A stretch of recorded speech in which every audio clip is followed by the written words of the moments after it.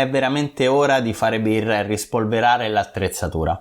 Io sono Lucio, questo è un Brewing Diary e oggi c'è il Grain to Glass della mia Session IPA. Per farla è semplicissimo, l'efficienza non ha importanza, basta togliere un po' di malto e annacquare un po' il mosto e la birra è fatta.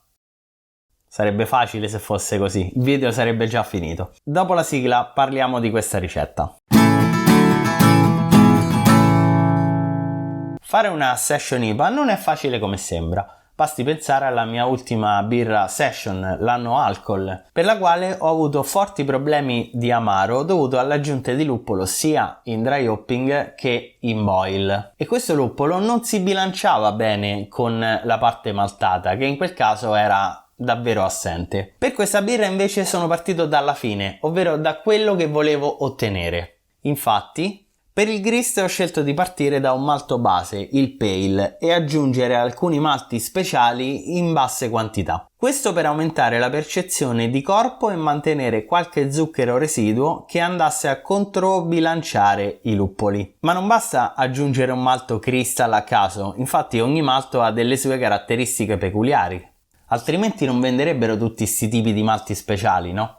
Quindi ho scelto il Cara Red della Weyermann, che dovrebbe apportare dei sentori di caramello, toffee, miele e dolcezza maltosa. Oltre a questo dovrebbe dare delle lievi note di mandorla tostata, frutta secca, marmellata e biscotto. In più ho tagliato il Cara Red con il Munich per dare una dolcezza che sia meno caratterizzante rispetto a un malto crystal. Quindi andiamo in mash con un monostep a 78 gradi per un'ora con mash out. Di solito tengo la temperatura a 67, ma ho ammostato a un grado in più perché fermenterò con l'US05 che ultimamente attenua troppo per i miei gusti, quindi spero di ottenere meno zuccheri fermentabili con un mash lievemente più alto in temperatura. Dopo lo sparge ho amaricato con Amarillo 5 grammi a 20 minuti, caratterizzato da note di arancio, floreali ed erbacee, Nelson Sauvin 10 grammi a 10 minuti, fruttato, con note balsamiche e di frutto della passione, Sincoe 3 grammi a 5 minuti con note di pompelmo, resinose e balsamiche tipo pino, frutto della passione, albicocca e frutti di bosco. Ho scelto di non fare dry hopping su questa birra per due motivi. Il primo è l'ossidazione, infatti avrei dovuto aprire il fermentatore per aggiungere i luppoli, e il secondo è che aggiungendo luppolo avrei perso il controllo sui tempi di fermentazione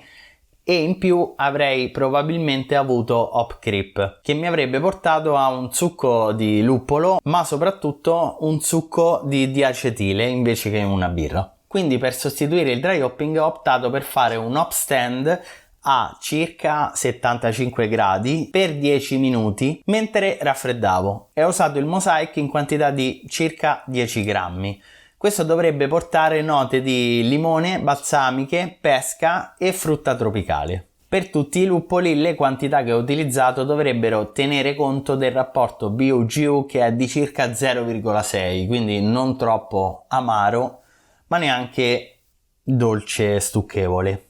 E per questa cotta è tutto, lascia like se il video ti è piaciuto, iscriviti al canale se non l'hai ancora fatto e attiva la campanella così non perdi le prossime uscite dei prossimi video. Alla prossima!